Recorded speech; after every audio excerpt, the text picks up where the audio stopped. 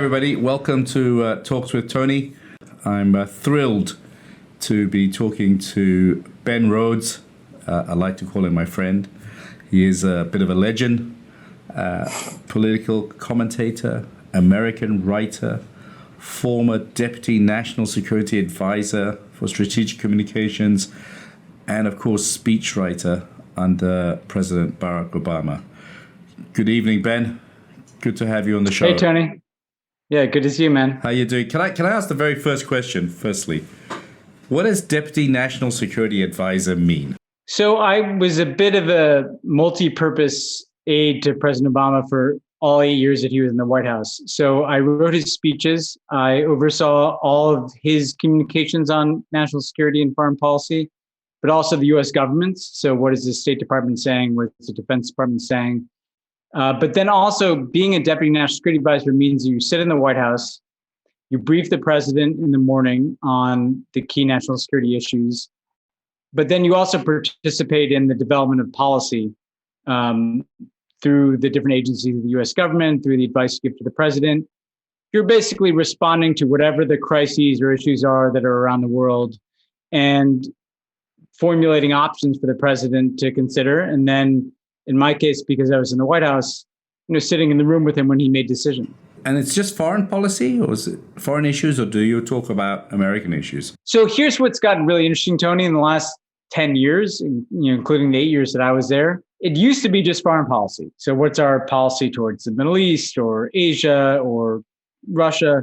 But increasingly, national security doesn't respect traditional dividing lines between foreign and domestic policy. So when I was there, we dealt with immigration policy and the U.S. border. We dealt with cybersecurity issues. We dealt with pandemics and epidemics like the Ebola crisis under Obama, because these are things that started abroad and then affected the security of the United States.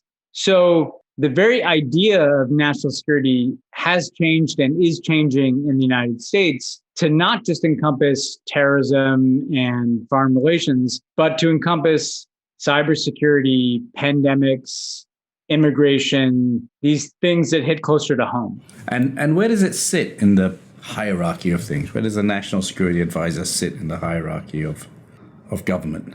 I think that the National Security Advisor in the U.S. system is arguably the second most important person after the president in our system, because you have a tremendous amount of agency to shape how America engages the world and how America thinks about the very idea of security.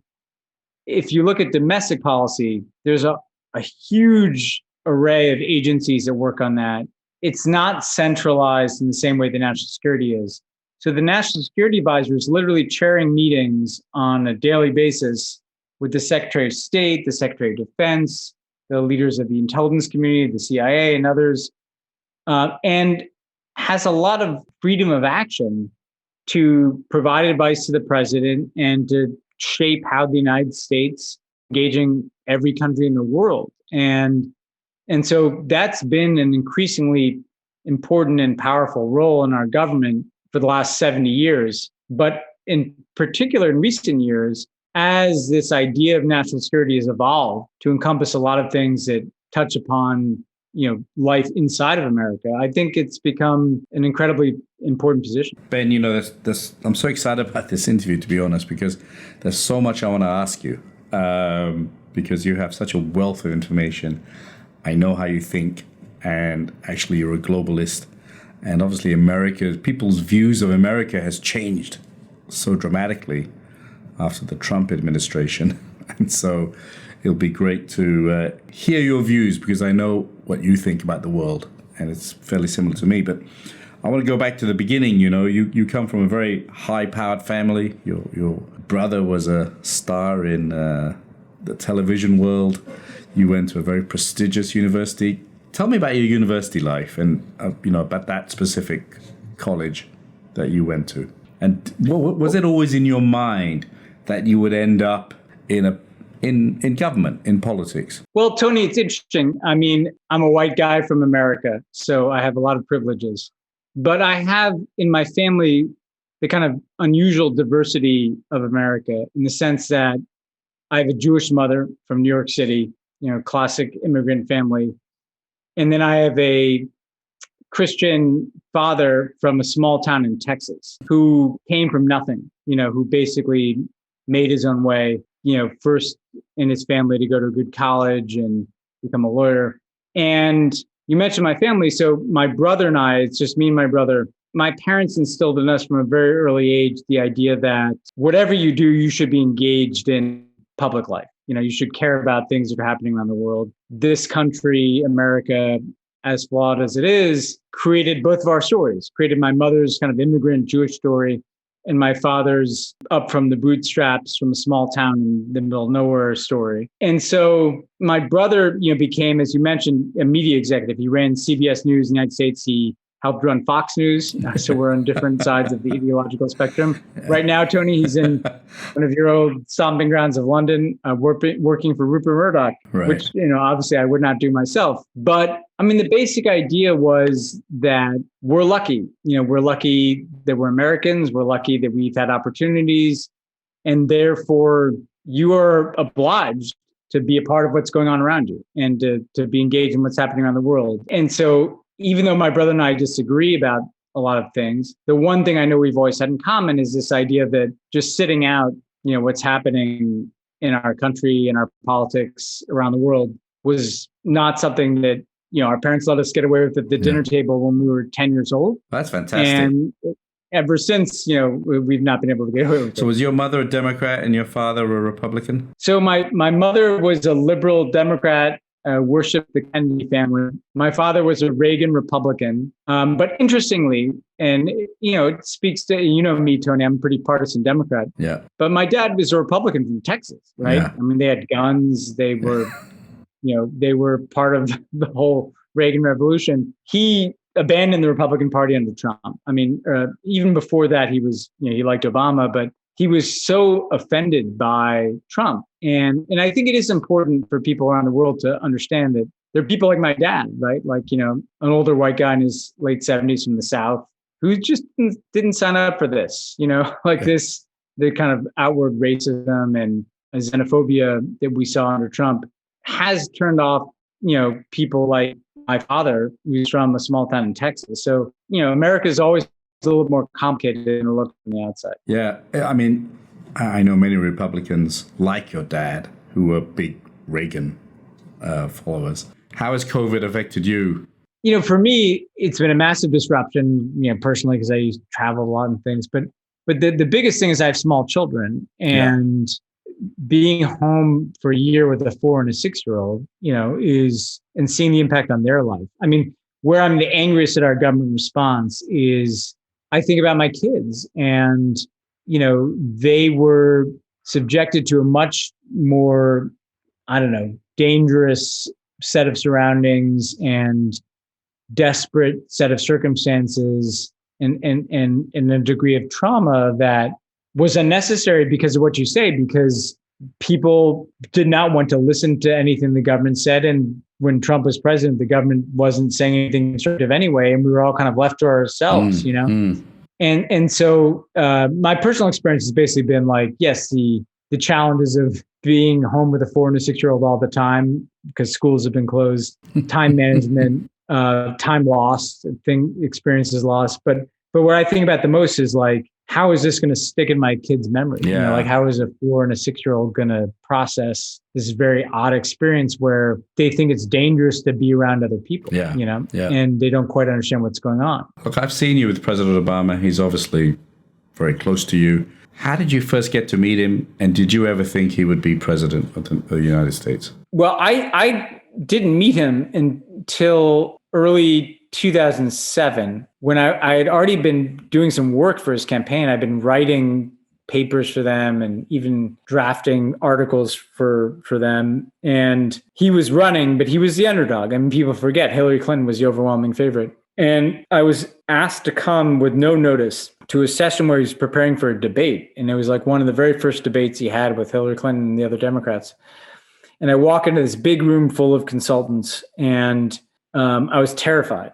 And he has this habit of calling on everybody in the room. And Tony, you as a manager, CEO, entrepreneur, you get that there are different management styles. And one is, you call on everybody, even the, young person cowering in the corner, and he called on me, and a question was about the Iraq war and whether he should vote as a senator to support funding for the Iraq war. And a lot of his advisors are saying, yes, you have to vote for the funding because even if we don't like the policy, you don't vote against funding a war. And he called on me, and I was terrified, but I didn't know what else to do except say what I thought, which is, why would you fund a war you don't agree with, basically? And he liked that. And he came over and he introduced himself to me.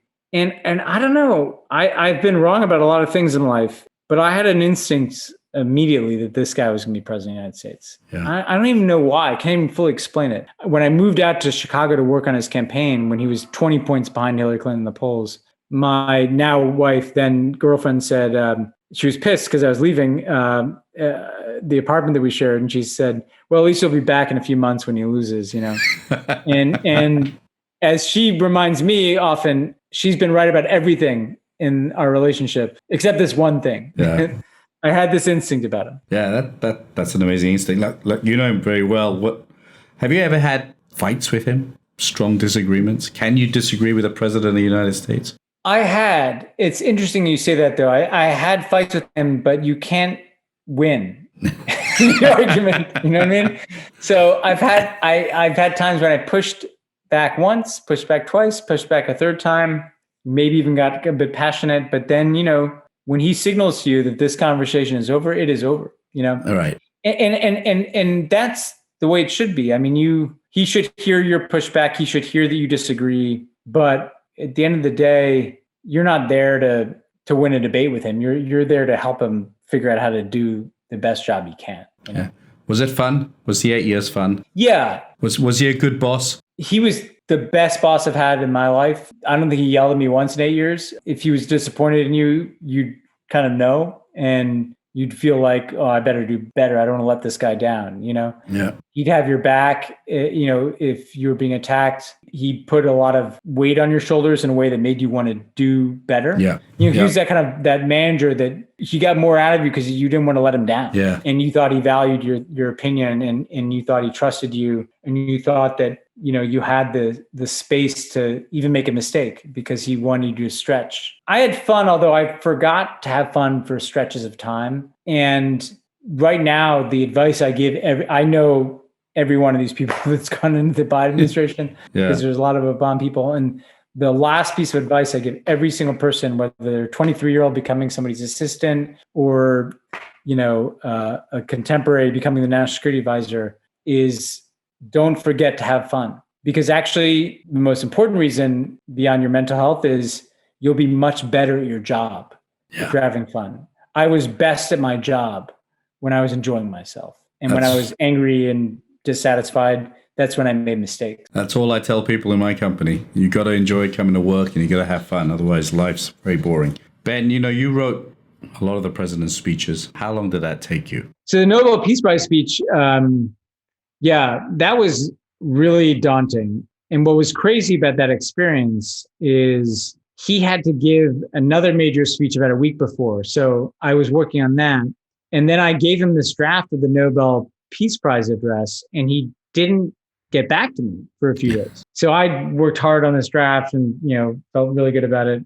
But he just, he's busy. He's president. People think that these speeches are all cooked and done early. No, he had no time to read it because he's actually governing the country, not thinking about his Nobel Peace Prize address. Yeah. And he calls me into the Oval Office the morning that we're going to leave for Oslo. And he had stayed up most of the night and handwritten the entire redraft of the speech, but not in like a speech you could deliver, but like it was, here's what I want to say. Yeah, and he handed me about, 8 to 10 pages of legal, yellow legal pad writing. And I spent that whole day writing the draft of that speech. And I couldn't even think and be stressed. Like people ask you, how do you deal with the stress? You can't think about it. You're so stressed that you can't think about it. Just like he's going to be standing at a podium delivering the speech. I have to write it. And we got an Air Force One and we flew overnight to Oslo. And I stayed up the whole night. I didn't sleep on the plane. And he didn't sleep for most of it. I was giving him drafts and he was editing it, handing it to me. And I give him another draft. Stayed up the entire night. Landon Oslo was making edits up until the moment he walked onto the podium. So the crazy thing about that speech is I only worked on it for a couple of days, but it was the most high intensity speech writing possible, and it's the highest wire act you can think of, Tony, because having done a bunch of a lot of speeches that would be watched around the world, like the audiences for those speeches and the care with which people would watch those words is a totally unique experience. Yeah, I can imagine. And so, like, let's just say I don't get as stressed as I used to about other things. Were you involved in that first inauguration speech he did? Yeah.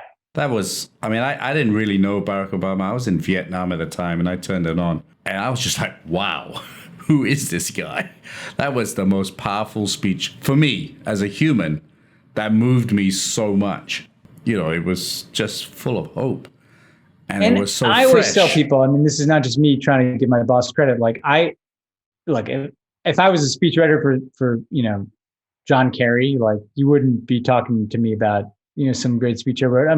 Barack Obama himself was such a good orator, had such a powerful story, and had such a clear kind of worldview that it allowed me to it's probably like being a songwriter for a great artist or something, right? It allowed me to do things that I never could have done with somebody else. And I believe that those speeches are really important because I thought about this a lot after Trump got elected, and people were saying, how do you feel about your legacy being taken apart, policies you worked on being. And I thought about it, and I said, the president that I idolized as a kid was John F. Kennedy. And I couldn't name you that many policies that he did. And I wasn't even alive, frankly, obviously, when he was president. But I heard those speeches, and they made me want to go into politics. Right. And so everything I've done in some way ties back to John F. Kennedy. And I've met people around the world who've told me that, I heard a Barack Obama speech and I decided I wanted to start an organization or something. Or I decided I want to move back home and try to make them something better. Or I decided I wanted to run for office. And so the thing that makes me feel the best about that presidency is not like a healthcare law or Paris climate deal, as important as that is. It's what are all the people going to do? Who are inspired by those speeches. Yeah. What is that going to add up to? Yeah. And that's transformative. That takes 20 years, 30 years, right? But that's actually my theory of change more than even a particular government policy. You're so right. And that's why I highlighted that. And I wanted the audience to hear that. What's Air Force One like? For listeners out there, you're one of the few privileged people to fly Air Force One. Yeah, and I flew more than 1 million miles in Air Force One. I went on every single foreign trip Obama took as president. Is the food good? So here's the thing. It's not as nice as you think it is. It's the Air Force One that Barack Obama used, I think, was commissioned under George H.W. Bush. Right. So it had that kind of, early 90s feeling, a lot of brown leather interior, and it didn't have the spaceship quality technology that you'd expect. But it's also not like any other plane. There's a giant conference room where you're constantly meeting with the president of the United States and kind of briefing him, and their phones on the table. They have okay food. It's made by the military. So I actually really like the food, but it's the funny thing that we should joke about on Air Force One is that because it's military cooks, they feed you 9,000 calories. Yeah. It's steaks and potatoes and, really, really rich food.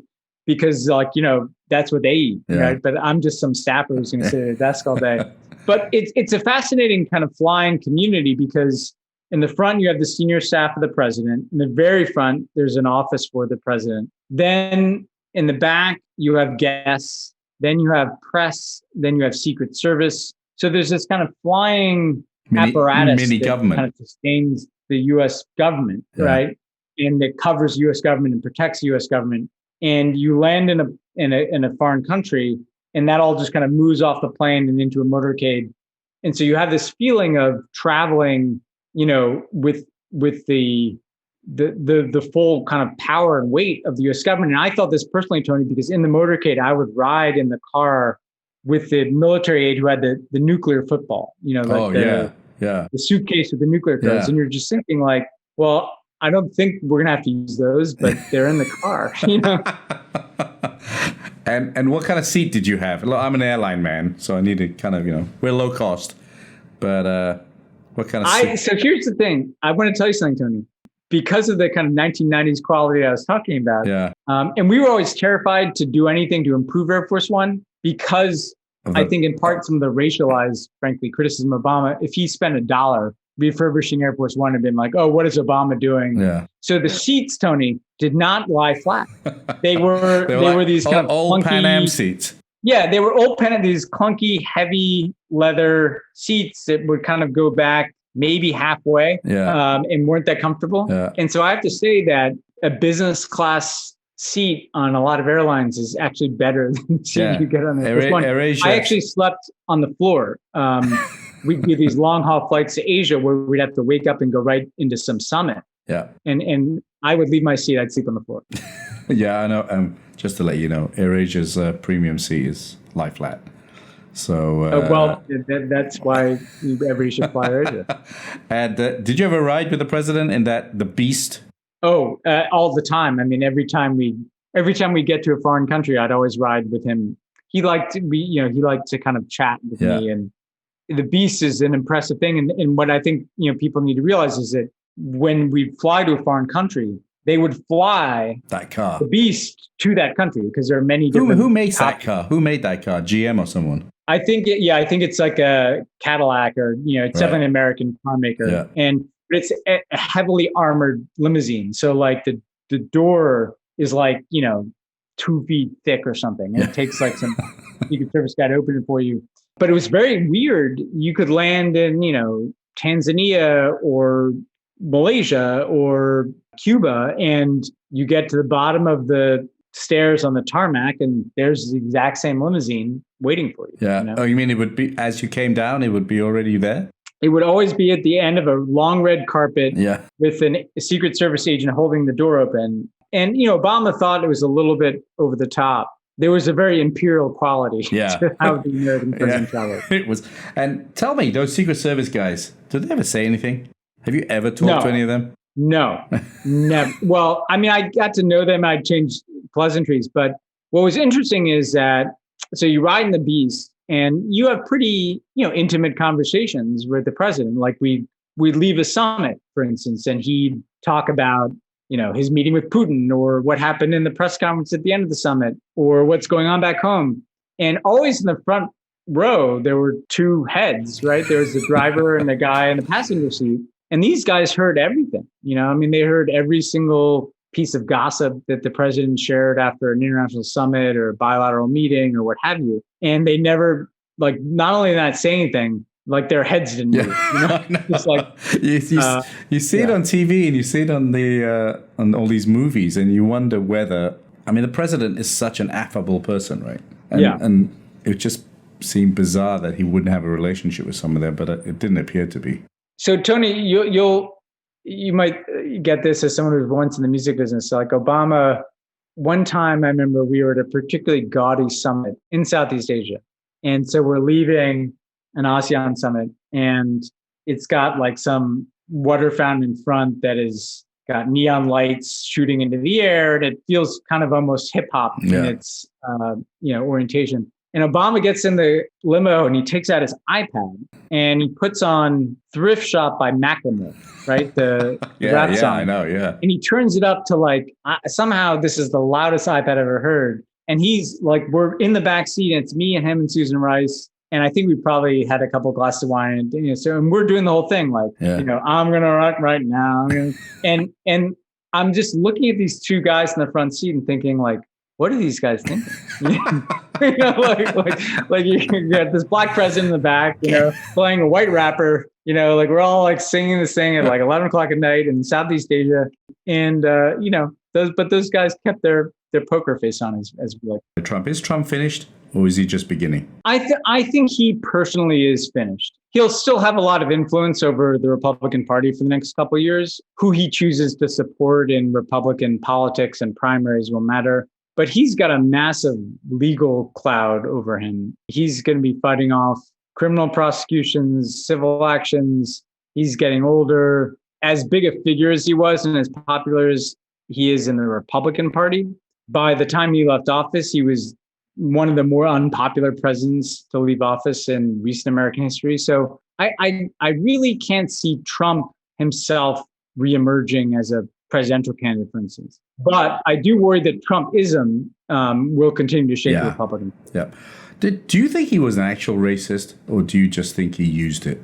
I think he was an actual. I mean, there weren't very many black people in his cabinet. But. Yeah, no, I mean, I think he was an actual racist. I mean, there's the obvious point that, look, this is a guy who started his political ascent in 2011 by claiming that the first black president wasn't born in America. But even beyond that, Tony, look, I'm a New Yorker. I mean, in like the 1980s, when I was a kid, Donald Trump was taking out ads in the New York Times demanding the execution of the so-called Central Park Five, a group of black teenagers. I watched the documentary. Yeah, who were wrongly accused of committing a crime they didn't commit. So Trump's got a pretty long track record of stigmatizing black people, people of color in the United States. And look, I think we shouldn't try to normalize or rationalize the things he said and did over the last decade that clearly targeted people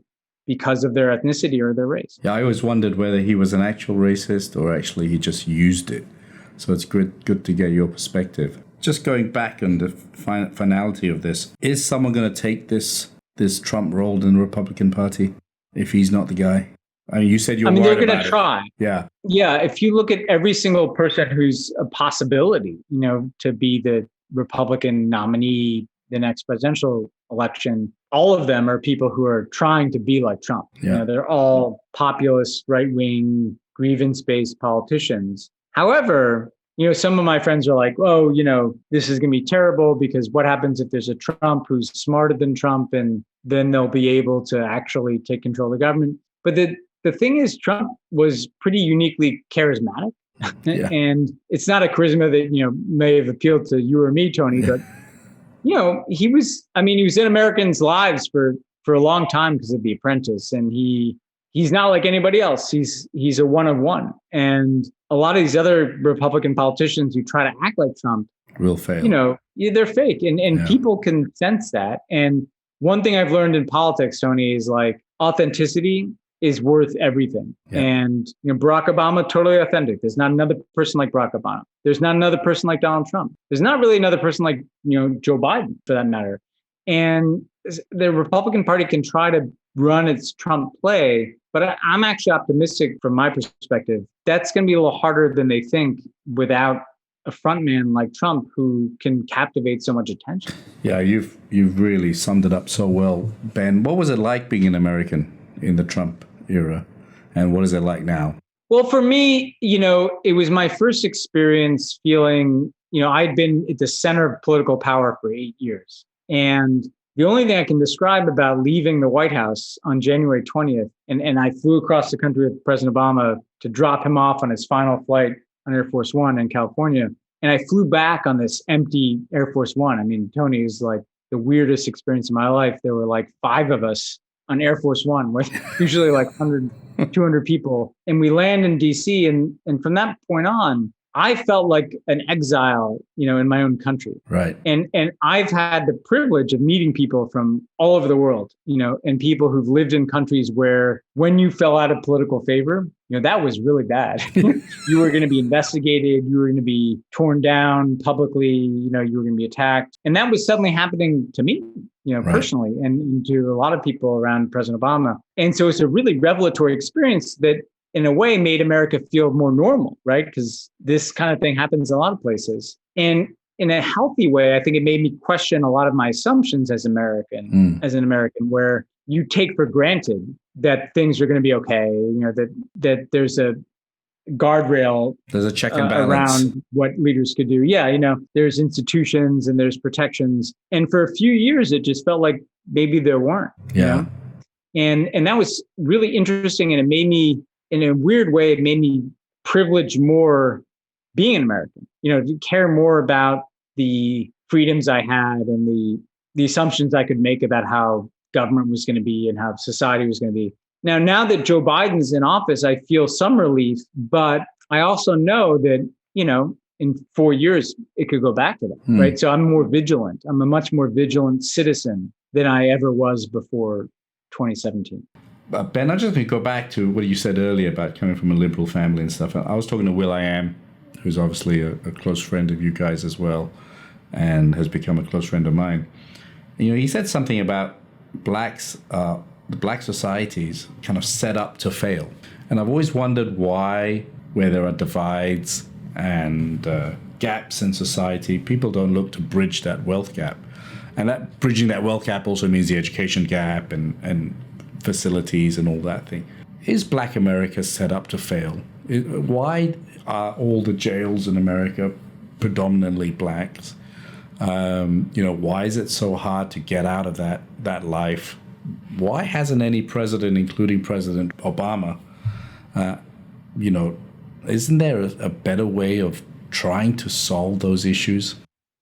Well, I mean, look, I think if you look at American history, every aspect of American life was in some way literally set up to subjugate Black people. So, moving beyond even slavery and segregation, housing, housing laws and regulations were written in a way to push Black people into certain neighborhoods and drive down their property values and keep them out of other places. And so therefore they don't have the housing security and the investment that comes from a home in a certain neighborhood. Schools, after desegregation, Black people were kind of pushed into schools that were not invested in the same way that white majority public schools were invested in this country. And you can literally go through kind of every aspect of how public policy intersects with people. Drug policy. So the enforcement of drug laws in Black neighborhoods versus white neighborhoods. Yeah. I mean, Tony, I know friends of mine in high school who got busted with marijuana, and they're white kids who went to collegiate and they got like a ticket. And if they were a Black kid, they would have been thrown in prison for years, And so you just stack it up, and the whole structure of American society was built to disadvantage Black people. And that's not something that can be fixed with one policy. And it's something that requires like a steady and sustained effort to change policy. Do you think it'll ever change? I mean, America's been built on diversity. No, and I've thought about this a lot, obviously, the last few years and in the White House too.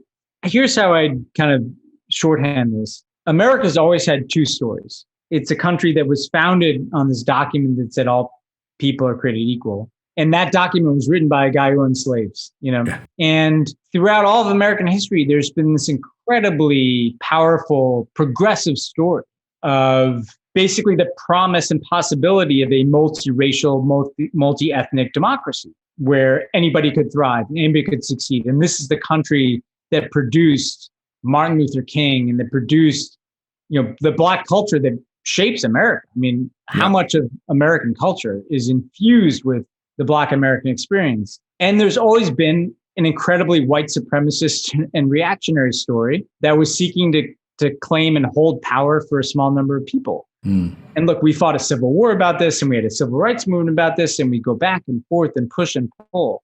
And the reality is it can look really confusing from the outside. But at the end of the day, what you have to realize is because America is made up of people from everywhere, America has the good and bad of people from everywhere. Yeah. And so we are all those things. We are the country that could elect a Black person, which, I go to Europe and I don't see any country in Europe ready to do that, Yeah. We're also the country that could pass laws in Georgia that the Ku Klux Klan could have written, like literally aimed at preventing Black people from voting and having any political power. And we're both of those places. I think and hope, and the optimist in me wants to believe that America tends to get things wrong until we get things right. And, we screw up and we do the wrong thing, but then ultimately enough people say, no, this is wrong. And we should actually do the things that we say we believe. We believe people are equal. We should actually do that. And so I remain kind of hopeful that the better story wins out in the end. But sometimes your belief in the better story can blind you to the horrible inequities and problems that are still here. And I think Trump has, made a lot of us realize that we can never look away from the uglier part of America if we want to pursue the better America. What would you like to do in government? Having been at the highest levels now, what do you think where could you make a difference? It's great for young leaders to listen to your perspective of how you can affect people's lives. What would you like to do? So it sounds, it can sound like a cliche, but Obama has advice that I really believe in, which is don't think about what you want to be, think about what you want to do. In other words, like my aim is not necessarily to be the Secretary of State or something. I was incredibly... You'd be a great Secretary of State, by the way. Well, not that it wouldn't be fun, but I was incredibly moved to have that task of normalizing relations with Cuba. I negotiated those that process. I'd like to do tasks. I'd like to be told, like, take on this diplomatic mission, take on this project. I mean, that to me, go and fix the Middle East. What is so exciting about government is that capacity to do something you can't do anywhere else. You can't negotiate a nuclear deal or a normalization of relations with a country like Cuba. And so for me, it's less about a job and more about, like, I'd love to have the opportunity again someday in government to go out and do something in the world that just changes something, that fixes a problem, that addresses a conflict. That's the kind of work that I would love to do. Do you think, and obviously, look, I've met you through the Obama Foundation and what you're trying to do, which is so focused on the youth. Do you think, and if I look at from my background before in music, I mean, music has been ahead of the curve in America. If you think, right now in K-pop, if white kids go to Korea and try and be a K-pop artist, they would be shunned, you know. But America, actually, in the music industry, you had Eminem, you had Vanilla Ice, and there was a fusion between black and white kids, right? Even country and Western artists began to rap. Do you think the youth is the future for America? I mean, you're a big believer in the youth. Do you think they are softer than the older generations who are more polarized? Yeah, I mean, it's the thing that makes me the most hopeful. I interact with a lot of young people. I travel around, speak at universities a lot, politically engaged largely with young people. I just think that, it's usually the case that young people are a little bit more progressive then they get older and that changes. But there's actually been a lot of research done in the last 10 years or so that right now young people have views that are far more tolerant and inclusive and curious about the rest of the world and about diversity in America. And that those are views that are unlikely to change because they've just grown up in a different world, right? They've not grown up in a segregated world. They've not grown up in a world in which they were prevented from accessing other kinds of culture. And they literally just don't understand. If you looked at the response that young people had to Trump, they went from being politically apathetic to being highly engaged and really making the difference in the last election because they're like, this is not me. I don't want this person representing me. And I think that young people in the United States are ultimately going to change the politics decisively in the next 10 or 20 years because they're not shedding those views as they get a little bit older. But young people today, you meet someone who's 25 or 30 in Kuala Lumpur or London or New York or Hong Kong or Singapore or any number of other places, they have more in common with each other than they have with like a 60-year-old person from their own country. Because they've grown up with the first truly globalized culture. Like you mentioned K-pop. I wouldn't have known what that was growing up in New York in the 80s, although I did know about AHA. And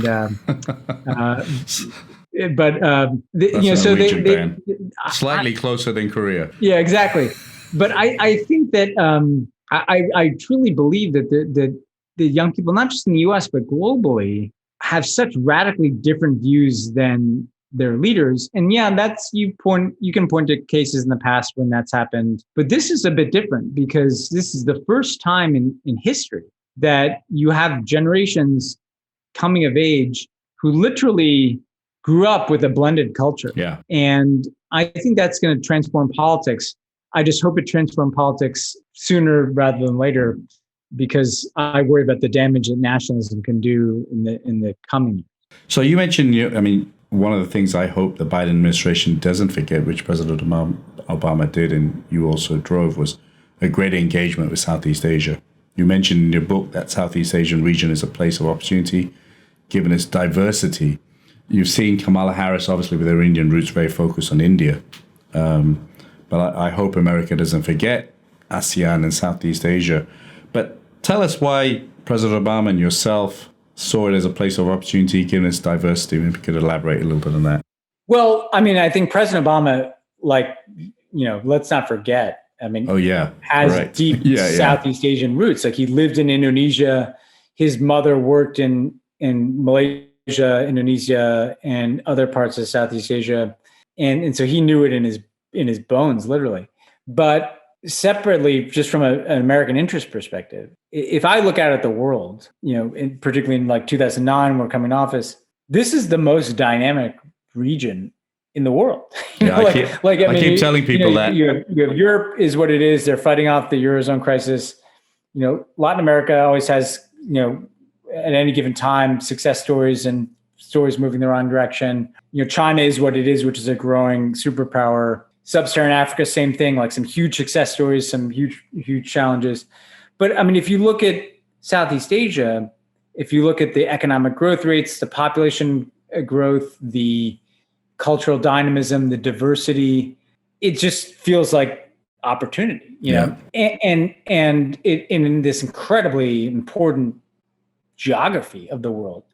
And on the upside, if America wants new markets and new connections and new ways to think about updating the international order, Southeast Asia's got to be central to that. But also, like, the challenge is, like, we're not going to deal with climate change without engaging Southeast Asia. The very complex relationship between the U.S. and China, Southeast Asia, for better or worse for Southeast Asians, is right in the middle of that. So I just think it's in this incredibly important part of the world. And ASEAN, presents an opportunity for the U.S. to engage collectively, so we can say we're going to have, different bilateral relationships with all of these countries. The idea that we have an interest in Southeast Asian integration and cooperation so as to better work with this whole region was an exciting idea for us. Ben, you've written a book, which I picked up your book and I couldn't put it down, to be honest. And my God, you wrote a lot. I recommend everyone to. It's an amazing book, and it's an amazing insight into things us normal people don't get to see. So go ahead and get The World as It Is. But you're writing another book, After the Fall, Being American in the World We've Made.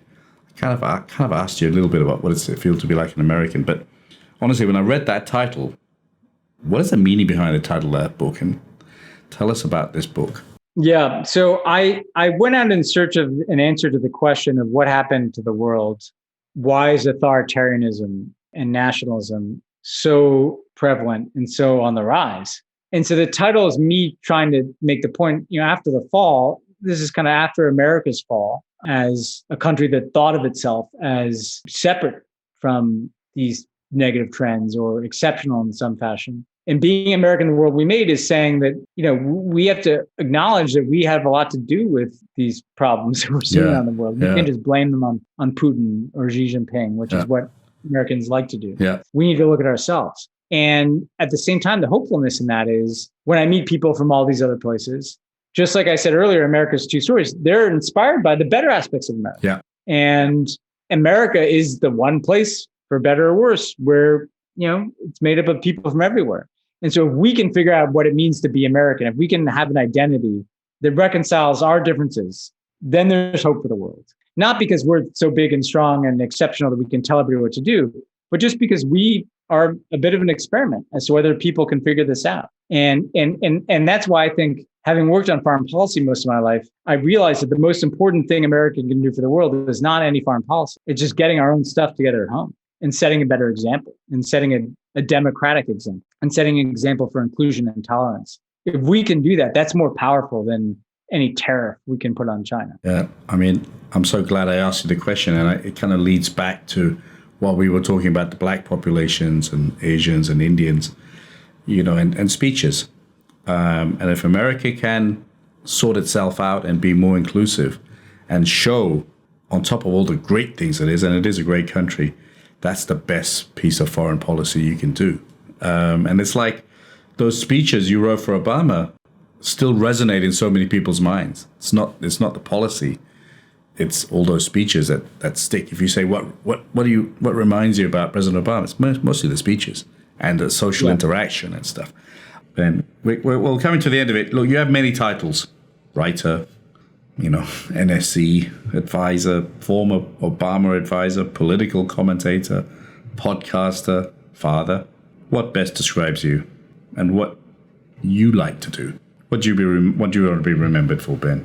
This might sound strange, but I think at core, I'm an activist. Not in a bomb throwing sense, but in the sense that I'm always drawn by people who are trying to make things better. We work on the Obama Foundation. You get in a room with some civil society activists who's trying to improve, whatever circumstance in their community, and I'm excited by that person. Or when I was in government, I was excited when we were changing things more than just kind of manning the ship, And as a writer, as a storyteller, those are the stories I like to tell too. I like, and frankly, even when you get into the world of business, like the people who are trying to find new ways of doing things and trying to find new ways of reaching people, like that to me, that's what's animating. And Ben, final couple of questions. What do you reckon your proudest achievement is? Actually, before you answer that, do you think President Obama was a great president? Are you proud of those 8 years? I do. I really, truly do. And could you, you said John F. Kennedy was your hero and made a big impact on your life. Would you say the same of President Obama? Yeah. And I think people can and should argue and find fault in things he did or didn't do. And that's all true. But at the end of the day, I think, 100 years from now, when people are looking back, there are those occasional political figures in the US who kind of pointed in a new direction. FDR, JFK. I think Obama is one of those people. I think people will look back and think, well, that guy, he was kind of ahead of the curve, and what he's saying was right. And he set in motion a kind of a brand of politics that changed a lot when he was there, but also ripples out. I think if you look at the ambition of some of the things Biden's doing, hey, former adversaries can reconcile. We can leave the past behind us. Correct. We can try to do something that is right by both our peoples and the world. But as we've talked about in this conversation, Tony, I think as I reflect on it more, the thing I'm proudest of is the stories I told and helped Obama tell and the impact that had on people. That it's harder to, it's more intangible, but I have an instinct that if there's any young person out there in the world who is doing something today because of some speech I wrote, and that thing that they're doing is improving their community, what a privilege, That's fantastic. Ben, you're an amazing guy. I'm bound to say that on this show, but I really do mean it. The world needs more people like you. You're humble. You're someone who's achieved so much, but I seen you with my own staff, young kids, and you treat them with the same respect you would President Obama or any other leader that you came into. I could have done 5 hours with you. There's so much more I wanted to ask you. Well, Tony, we'll have to get into your history at some point on a different podcast. Yeah, there we go. I didn't know you were a podcaster. Well, I don't really consider myself one, but it's been a lot of fun. Ben, thank you so much. Thank you for staying up so late, and I hope to see you soon. Thanks, Tony. It's great talking to you. Take care. Enjoyed it. Bye.